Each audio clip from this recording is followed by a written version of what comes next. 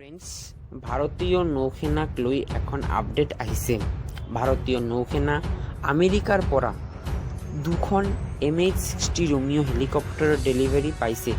ভাৰতীয় নৌসেনাক শক্তিশালী কৰিবলৈ, নৌসেনাৰ কেপাবিলিটি বৃদ্ধি কৰিবলৈ ভাৰত চৰকাৰে 2020 চনত $2.6 বিলিয়ন বিনিময়ত 24খন MH-60 ৰোমিঅ' হেলিকপ্টাৰৰ ডিল। সেই 24খন হেলিকপ্টাৰৰ পৰা প্ৰথম দুখন হেলিকপ্টাৰ ডেলিভাৰী ইণ্ডিয়ান নেভিয়ে পাইছে।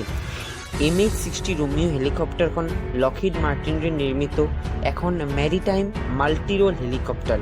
এই হেলিকপ্টাৰক anti submarine warfare, anti surface warfare, medical evacuation নিচিনা অপাৰেশ্যনত ব্যৱহাৰ কৰা হয়। যোৱা 16 জুলাই শুক্ৰবাৰ দিনা আমেৰিকাৰ নৰ্থ আইলেণ্ডত অৱস্থিত আমেৰিকাৰ নৌসেনা ষ্টেচনত এখন চেৰিমনী আয়োজন কৰি এই দুটা হেলিকপ্টাৰ ভাৰতক প্ৰদান কৰা হয়।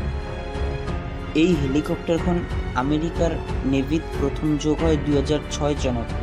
আমেৰিকাৰ উপৰিও ডেনিছ, অষ্ট্ৰেলিয়া আৰু ছাউদি আৰবেও এই হেলিকপ্টাৰখন ব্যৱহাৰ কৰে। MH-60 ৰোমিঅ' হ'ল all weather multi mission support helicopter.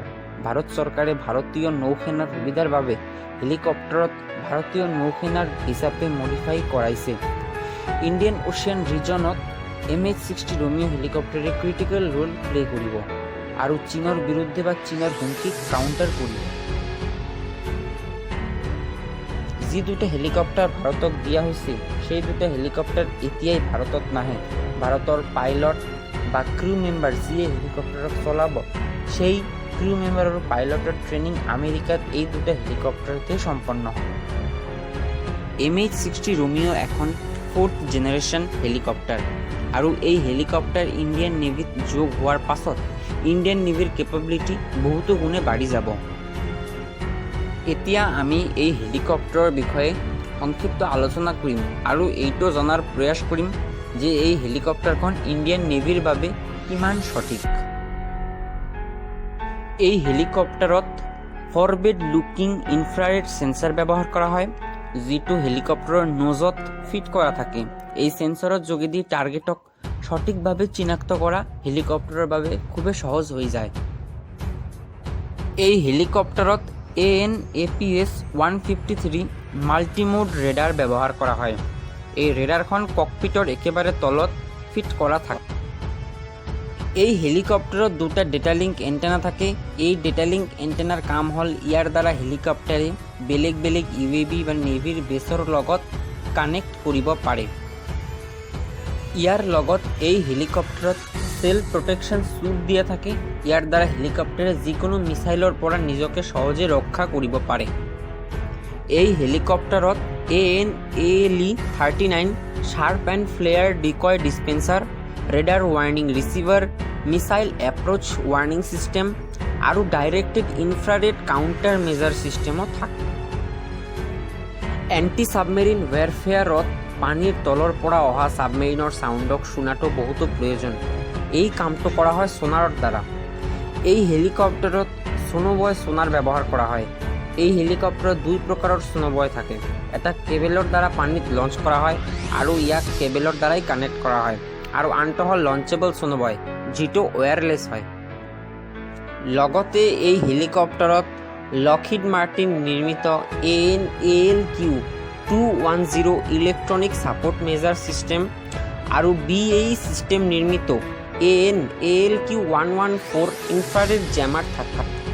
এই হেলিকপ্টাৰে বহুতো ঘাতক অস্ত্ৰ বহন কৰে।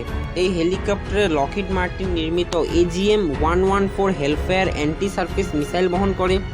এণ্টি ছাবমেৰিন ৱেৰফেয়াৰৰ বাবে এই হেলিকপ্টাৰে বহন কৰে 3টা ATK Mark 50 অথবা Mark 46 এক্টিভ আৰু পেছিভ লাইটৱেট টৰ্পিডো, আৰু ইয়াৰ লগতে এই হেলিকপ্টাৰে এটা 7.62 মিলিমিটাৰ মাউণ্টেড মেচিন গান বহন কৰে। এই হেলিকপ্টাৰক শক্তি দিবলৈ জেনেৰেল ইলেক্ট্ৰিক নিৰ্মিত দুটা T700 GE404 টাৰ্বচাৰ্ভ ইঞ্জিন ব্যৱহাৰ কৰা হয়। এই হেলিকপ্টাৰে ইণ্টাৰনেলি 1900 কিলোগ্ৰাম পেলোড বহন কৰিব পাৰে আৰু ইয়াৰ মেক্সিমাম টেক অফ ৱেইট হ'ল 10,659 কিলোগ্ৰাম। এই হেলিকপ্টাৰক ফ্লাই কৰিবৰ বাবে 3 পৰা 4জন ক্ৰু মেম্বাৰৰ প্ৰয়োজন হয় আৰু ইয়াত মেক্সিমাম 5জন পেছেঞ্জাৰ বহিব পাৰে। এই সকলোবোৰ কথা বিচাৰ কৰিলে দেখা যায় যে MH-60 ৰোমিঅ' হেলিকপ্টাৰখন নিশ্চিতভাৱে ইণ্ডিয়ান নেভিৰ শক্তি বৃদ্ধি কৰিব আৰু P-8I এয়াৰক্ৰাফ্টৰ লগত MH-60 ৰোমিঅ' হেলিকপ্টাৰৰ কম্বিনেশ্যন চীনৰ বাবে বহুতে চেলেঞ্জিং হ'ব। কিন্তু মাত্ৰ 24খন হেলিকপ্টাৰ ইণ্ডিয়ান নেভিৰ নিচিনা বিশাল নেভিৰ বাবে পৰ্যাপ্ত নহয়, যাৰ প্ৰতিপক্ষ হ'ল চীনৰ নিচিনা দেশ। সেইবাবে আৰু হেলিকপ্টাৰৰ প্ৰয়োজন আছে। আজিৰ ভিডিঅ'টো ইমানেই।